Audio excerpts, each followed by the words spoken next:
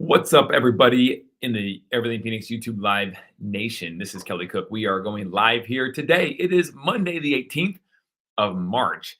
And hope you guys had a wonderful St. Patrick's Day and wore some green. If not, better got pitched.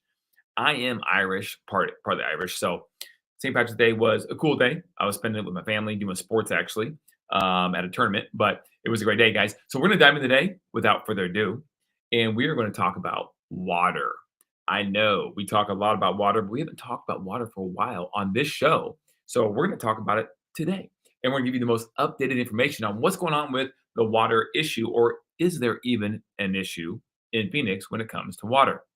We're going to hit that as well as some other development. And outside of water, two other things we're going to talk about today is smoke and air. That's right, guys, smoke and air. Not the smoke you get from maybe doing an activity that involves with your mouth, but smoke in general from the whole Phoenix area, how smog, how pollution, how the air quality plays a role in Phoenix, given the way the city is actually geographically set up. So we're going to dive into that, and we're going to talk about real estate. Of course, we got to talk about real estate because this is a real estate channel, and we're going to talk about the market and what's going on with the luxury housing market. Is it good? Is it bad? We're going to dive into that too as well, because that is actually quite interesting with what's going on with the marketplace today. So, guys, let us know where you're watching from. We are excited about being here today. I did take a week off last week. We took the family to Hawaii for a family vacation, which was awesome. The kids went for the first time, so that was fantastic. So I'm not really that tan because it was actually a little rainy there, unfortunately, but it was still a good time. So we're going to jump in here, guys, and talk about a little real estate and a little water, but we're going to jump into water first. Typically, we'll start with real estate. We're going to go with water first and give you the update on what's going on there in the Phoenix area. We've got several articles to cover regarding that. So without further ado, let's jump in. I'm going to share my screen here, guys, and we're going to get rock and rolling. All right. So here we go. The city of Phoenix, guys, implements water conservation requirements for major water users. Okay, this is probably a first of a line of different legislation that's probably going to be coming down the pipe for Phoenix and the cities surrounding Phoenix. Right, there's different municipalities. There's multiple suburbs across the greater Phoenix area, but the city of Phoenix and their council has passed this right here. So let's jump into that and see what they're talking about. There's obviously some nice fresh water. Epcor Water is actually a private water company, one of several that are operated in the Phoenix area, and they operate this one here in Anthem in the North Phoenix area. All right, this one services 27,000 people alone. All right, here we go. What does this mean? The city of Phoenix has approved new water regulations for major water users, but it's expected to have a minimal impact on existing projects. What is a major water user? I'm glad you asked. The city council in March moved forward with new rules for facilities that will use more than 250,000 gallons per day, with additional requirements for those expected to use more than 500,000 gallons per day. That's a lot of water. Okay, passing our new large water user ordinance is another important milestone in our long-standing commitment, says the mayor, to a comprehensive approach to protect our water resources. And this is good, guys. This is all always good in nature, and overall, this would probably be good in practicality, which is not the case for a lot of legislation that is passed by multiple different governments. But I think this one could be good. So these large users of water are a little more aware of the impact it has in doing so. The major water users have to provide a water conservation plan for approval, while companies over 500,000 gallon amount will have to use recycled or conserved water for 30% of their water demand. So who are these major? Well, obviously the TSMC, right here. They're building a $40 billion chip manufacturing plant. And guys, if you don't know about chips use a lot of water to be able to manufacture in their wafers, they call them, right? The Phoenix staff said during transportation subcommittee meeting in February that they use a lot of, obviously, water. The 30%, they're a major water user, by the way, can be lowered depending on the economic benefit the city receives in return, and if the water received will support a key industry for city's growth. So, for example, they said, hey, TSMC, we're going to make an exception for you. That's just the bottom line, right? You use a ton of water. We want you here. So this whole thing, you might be the exception, which at the end of the day, if it truly does benefit the city's economy, which it will, it definitely will. The chip manufacturing business is huge, semiconductors, right? Um, we should be okay. I would probably do something like that too, just to be honest. But hopefully, at the end of the day, this will support true the everyday citizen, the everyday Phoenician, right? With these jobs and these businesses that are using up this water and not just lining a politician's pocket. That's what nobody wants, right? If the water users violate the new regulations by using more than what's allowed, they could be fined 200 to 2,000% of the charges for water used, depending on how many violations occur and if it continues for more than a year. Very interesting, right? Before the council's vote, no additional requirements were in place for large water users. Now, some of these people who do this are like they said up here, I believe, are resorts. Let me make sure I get this right here, guys. Yeah, here we go. So there are about 20 existing large water users in Arizona, including resorts, hospitals, bottling plants, and government entities. On average, an Arizona household uses about 108,000 gallons a year. That's interesting. One household. A user that consumes 250,000 gallons of water a day is equivalent to about 840 households per year. Last time our city, Scottsdale, adopted also a set of water management principles, including one that says Scottsdale will develop policies requiring any general plan amendment or rezoning request, which happens a lot because people love land in Scottsdale, right? There's not much of it, for a water use above 100,000 gallons per day to report specific information. That is one thing. City of Scottsdale also put an ordinance in play to where you can no longer have natural grass in your front yard when for any new homes being built. I think it's 2023 or newer. Now you can do turf if you want that green look, which by the way, turf looks really good and it's a lot better on the maintenance side of things. But in your backyard, if you want that real grass, you come from the Midwest, the East Coast, with that real grass look, no problem. You can still do what you want in your backyard for new construction. Buy a resale house, no problem. You can put grass wherever you want. I have grass in my front yard and backyard because we're from the Midwest. My wife and I like that kind of thing. But at the end of the day, I probably would have done turf if I would have done it all over again. This was about 10 years ago. So turf wasn't that big of a thing yet. And now it's a huge business in the Phoenix area for obvious reasons. Okay. Because we're in the desert. All right. Now, a few more to talk about, articles to talk about regarding the water. Here we go. Colorado River states offer competing proposals for managing the water. Okay. Here we go. There's a picture of good old Colorado, which is the mighty Colorado. It supplies so much water for so many different states, 7 in fact, to be exact, maybe a couple extra ones, but primarily the upper basin states and the lower basin states, guys. So here's a map of the United States. Let me give you the layout of the land here, okay? The Colorado River obviously stems from up here in the Rockies. Now, the upper basin states that it supplies are right here. You got Albuquerque, like my color-coded map here. It's kind of, colorful so you guys can see the difference of the states here.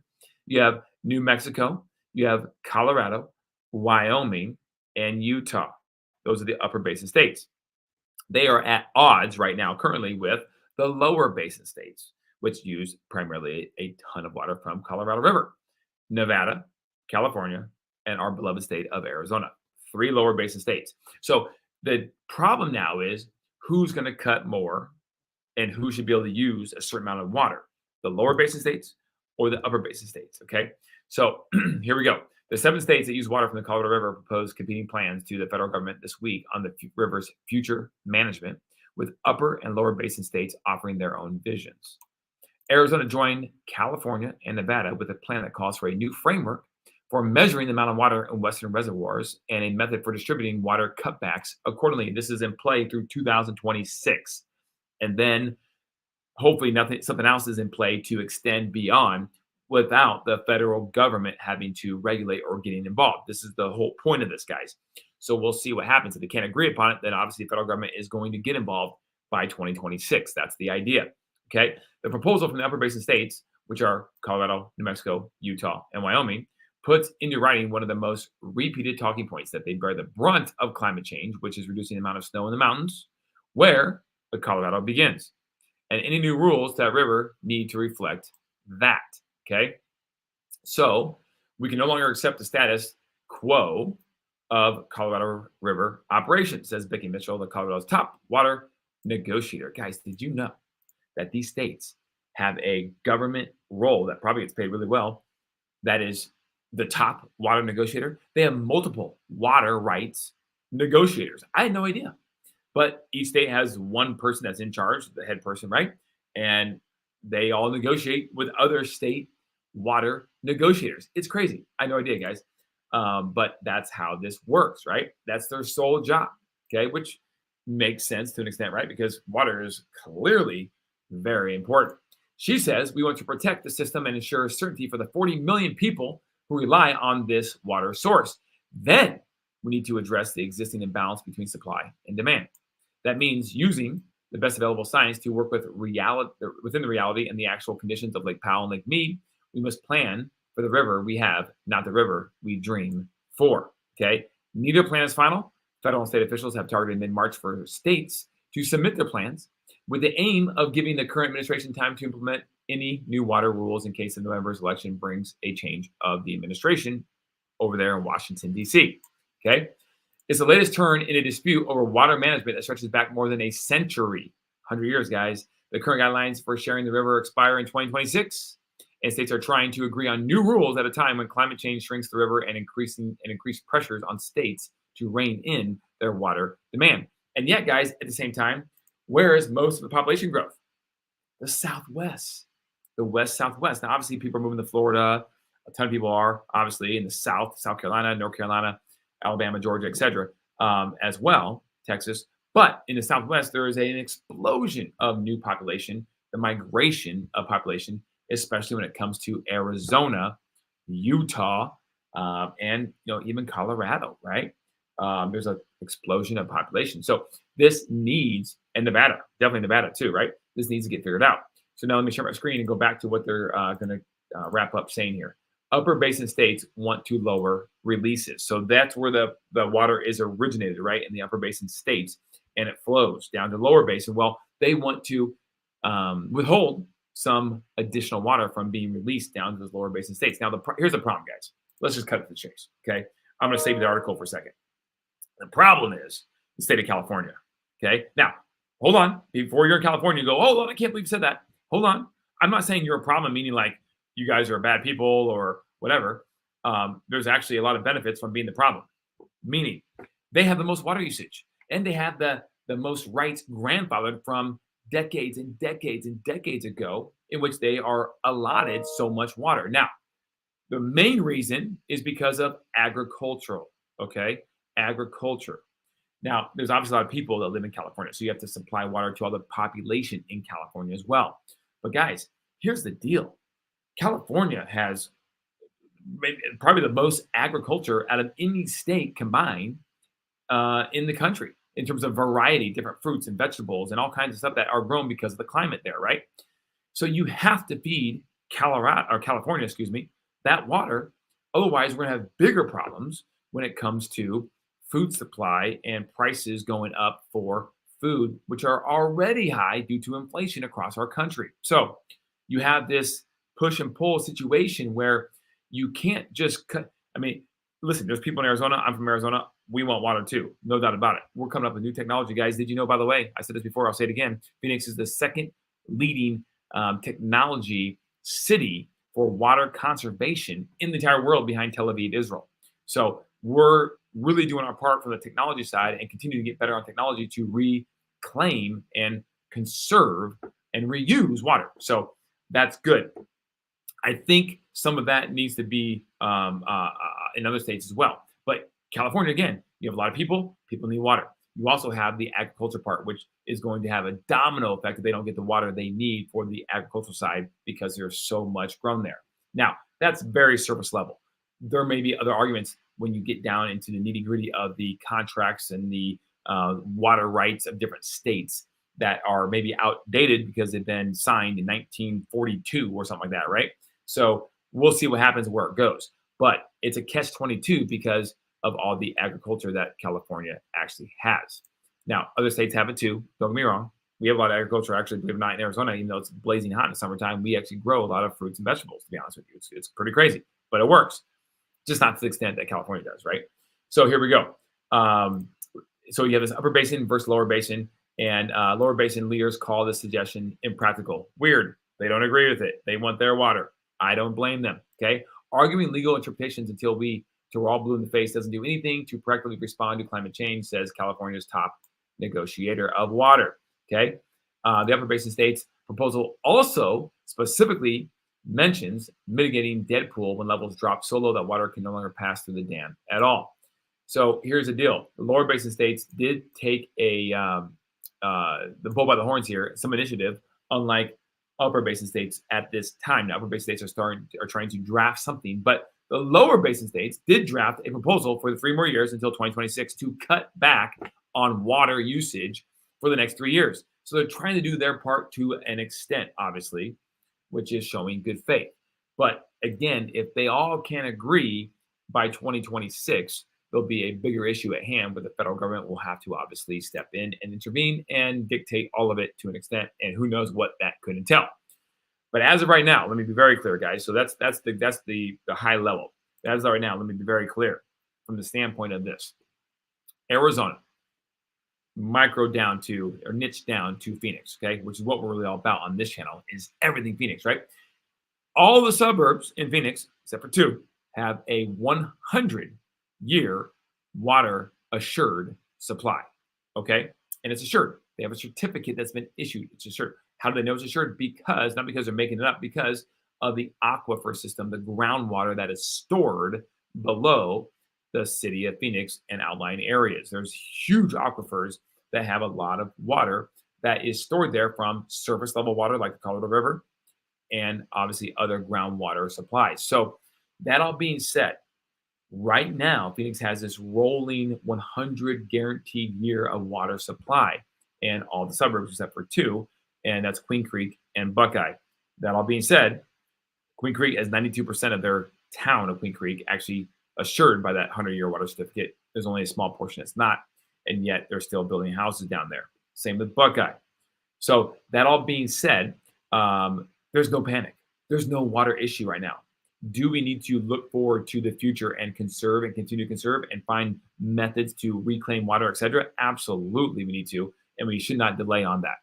But in terms of an immediate panic, or even immediate meaning like next 20 years, 30 years, there is none, guys, because every day that goes by is a rolling new 100-year of guaranteed water supply for those cities here.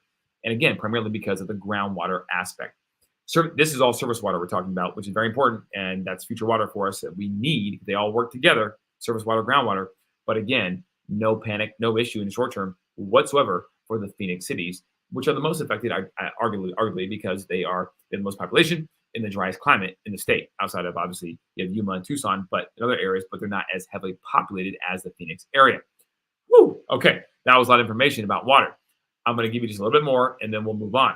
You also have a lot of Native American Indians in the Phoenix area and the Southwest, and they need water too. So how does that work? Well, the Gila River Indian community rejects the state's plan for the Colorado River, and they are going to work directly with the federal government. They have opted out, so to speak, right? So, and here's the reason why. We'll give the reason, but we won't go through this whole article. But the point is, this Native American tribe, they do not support the plan that the 3 lower basin states came up with through 26, and they are going to work directly with the federal government because they have a different idea of how that should work. Okay, and the main thing the leader of the Native American Gila River Indian tribe said is because he doesn't believe that plan is sustainable. Is that the 2 plans reflect stark ideological differences between the 2 groups, making the latest disagreement between rival camps that have argued over water management for decades. His position is that to work with federal government directly and help saving water. He outlined a few major sticking points that led Gila River to work on its own proposal. One issue is that the lower basin's proposal creates what Lewis calls an unfair burden on the state of Arizona, which is somewhat true. We give up a little bit more than other states, meaning Nevada and California, especially California. And so he doesn't agree with it. I don't necessarily disagree with what he says. So they're just going to work directly with the federal government and not participate in that agreement that the lower basin states come up with. A lot of details, guys, I think are very important if you watch this video to understand there's a lot of players involved in this situation. It's not just 7 states and their top water negotiators. You have all the Native American tribes as well, and that are on their own land that they need water, and they have water rights as well from way back when that they get a seat at the table when it comes to all the negotiations of how you figure this out for the future of our nation in the Southwest of America. Okay. So we don't have any official statements apparently from the other Native American tribes, but they will be chiming in over the next, obviously, several years. And there are about 30 tribes, they have said, in this area that do have a say and a seat at the table when it comes to water rights and what they will decide to do for their own people. All right. So again, there's the map right there. You have the 4 upper basin and you have the 3 lower basin with Nevada, California, and Arizona. All right, moving on. Let's talk about air quality in Arizona. This is a fun one, guys. This is not the most positive, maybe, YouTube Live ever, but it's a very informative one. At the end of the day, every city has pros and cons.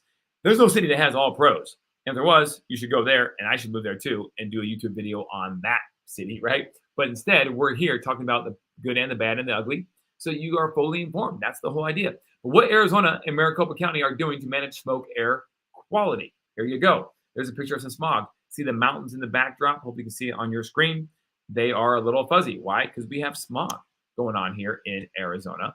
We sit in a valley. Let's look at the map. I pulled a satellite map up for your guys to see in case you weren't aware. But the greater Phoenix metro area sits in a valley surrounded almost on all sides by mountains. You can see right here in the south. Let's start down here. You have a mountain range right here. Okay. You have mountains right here. Santan Mountains, the Australian mountains right here. You have the Santan Mountains down here, like we mentioned.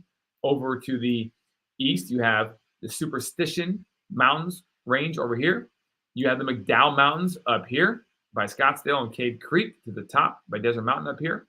You have more mountains to the north when you get to Black Canyon City, and up here it's all mountainous. Look at that. You can see the terrain, okay?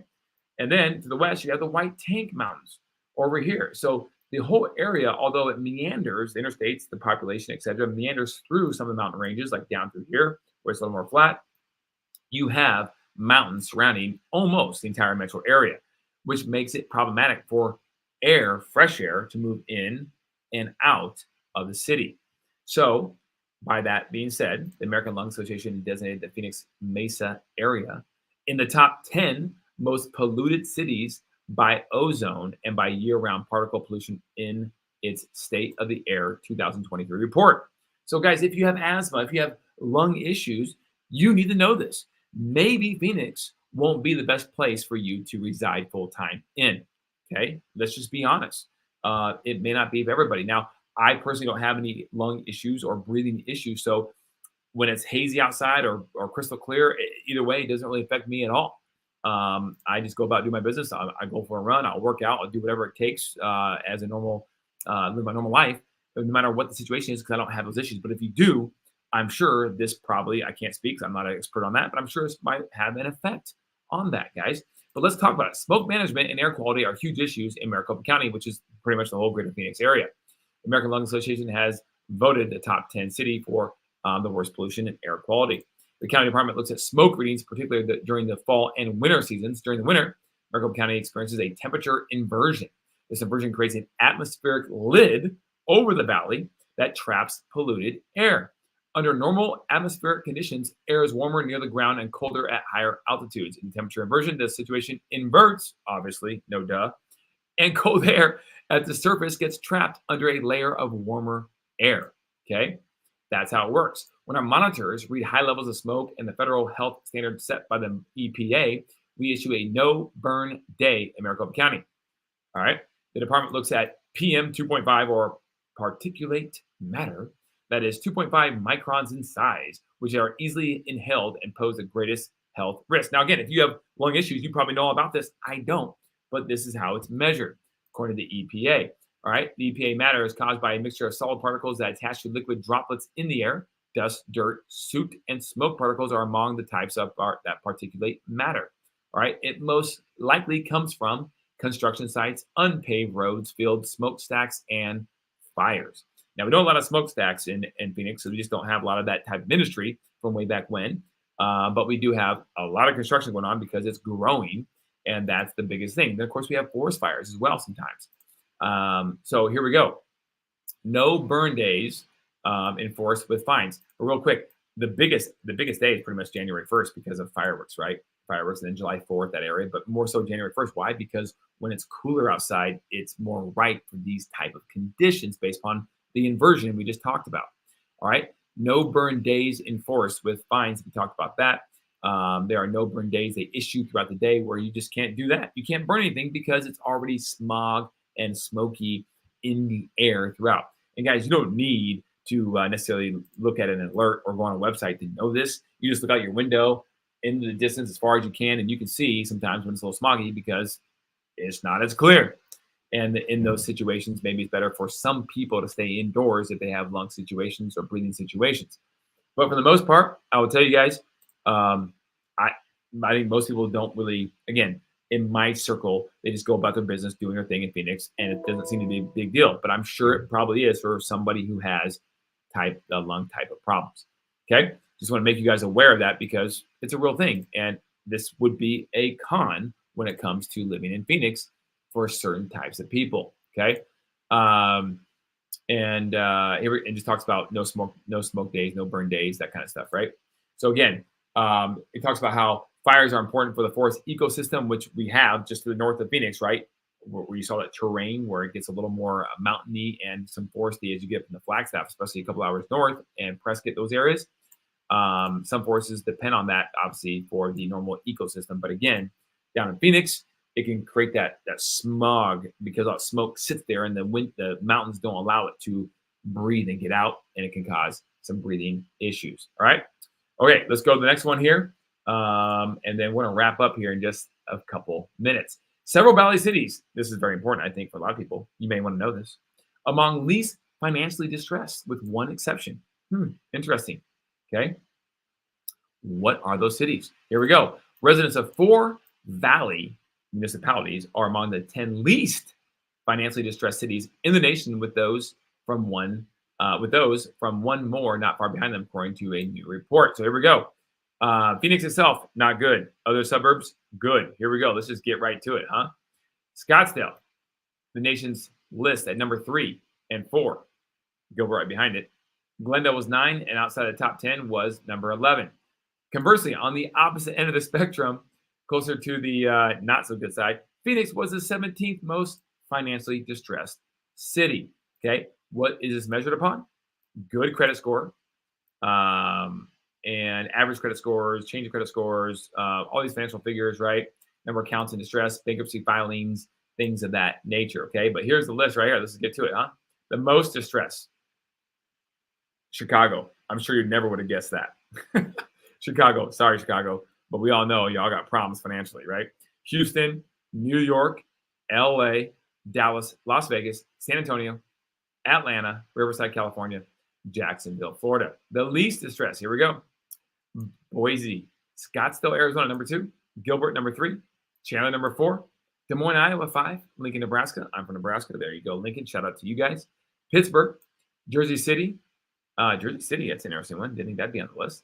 Glendale, Arizona, and Madison, Wisconsin. Guys, you have what? 1, 2, 3, 4, and then Mesa was number 11. 4 in the top 10 right here in Arizona. So kudos to the politicians, especially I should say, who are running those cities for not just managing a budget, hopefully fairly well, but also encouraging and courting new businesses and companies to bring their businesses to those cities to provide more economic benefit to those particular cities. Therefore, it trickles down and benefits the citizens who are experiencing those businesses, benefiting from those businesses. Awesome. That's good stuff. All right. A few more things, guys.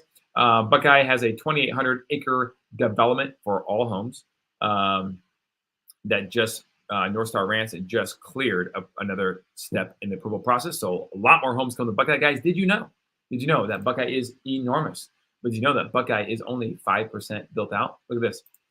Buckeye is this whole area right here. It's a suburb. I mean, on the opposite side of the White Tank Mountains and even right down here as well. Okay. And did you know that it's only 5% built out? That's crazy, right? Crazy. All right. So new incentives aim to jumpstart conversions of office buildings. Here's why that won't be a silver bullet, because they say only about 40% of all office buildings, guys, are actually in any type of a position at all to be converted to apartments or condos. that's the idea now because there's so many office spaces that are now vacant, right? Because the companies have left and haven't refilled them. So there is a housing shortage. The fastest way potentially could be to convert an existing building into apartments, condos, but they're finding out it's not as easy as they thought it would be. So not the silver bullet everyone hoped for. Okay. Moving on here. I don't know if you guys are aware of Sam Fox. He's a big name in Phoenix, but he's the Fox Concept restaurant guy. He founded everything. And of course, he just opened up the new Global Ambassador Hotel, which we did a phenomenal video on, if you don't mind me saying that myself, on our YouTube channel. Go check it out, the Global Ambassador Hotel. If you are visiting to Phoenix, you should look at staying there if you want that higher end luxury experience. Or if you're just a local here as well, go there and check out one of the restaurants. They're amazing, guys. Stay on the rooftop, the largest rooftop restaurant in all Phoenix, and it is beautiful with outstanding views of the Arcadia Phoenix skyline. Okay, and then last but not least, the auction is possible for the Arizona counties, guys. Sports business, you know I love talking sports, so sports business is a big part of this channel. And did you know the counties are looking to have their new stadium right here in Scottsdale? I had no idea, but yes, look at the state land right here, right where the 101 and Scottsdale Road collides in North Scottsdale, which would be huge. Now, this land currently is owned by the state of Arizona, but there is an auction that's going to be coming up to sell some of this land. And of course, the counties not only want to put a stadium there, but they also want to put some more mixed-use development around this area as well, which would just be just another feather in the hat for the Scottsdale, Arizona area. I mean, just incredible. And there's one quick announcement, guys. NBA confirms All-Star Game to be played in Phoenix. Not sure if you guys heard about that, but I want to put it in here. And that is in a few years, 2027, okay, is when the NBA All-Star Weekend is coming to Phoenix. Last but not least, guys, let's just hit this real fast. Look at what the luxury market has done in Arizona, okay? We got to talk a little real estate, and then we're going to wrap this up here right now. But look at this, guys. As we mentioned on March 10th, pricing in the ultra luxury market has gone a little berserk over the last year. This has caused the annual average price per square foot for Paradise Valley single-family detached home to increase by 16%, guys. Look at this. Average annual price per square foot, $847 average. That's crazy. Scottsdale's number 2 at $487. It's almost double the number 2 city in the valley. You got Carefree, Fountain Hills, Rio Verde, Cave Creek, right? The top 6 luxury areas in the entire valley. You're staring at them right there. And the increase is fairly modest when it comes to those compared to PV at 16% appreciation. Again, one quick thing as well, guys. Check this out. Change in monthly average price per square foot by list price range. Again, talking about the ultra luxury market. Look, if you're above $7.5 million on a house, now again, sample size is small. There's not a lot of those selling every month or year for that matter, but there's a decent amount more of them selling every year in Phoenix area. But look at this, over $7.5 million, 33% change from year over year in appreciation, and over 10 million, 36.9%, guys. The ultra luxury market is going crazy down here. So if you have a bunch of money and you're not affected by the local economy because you're just making money regardless, it doesn't matter what rates are doing or anything of that nature, you're buying what you want, and Phoenix is a very desirable area in the country to do so.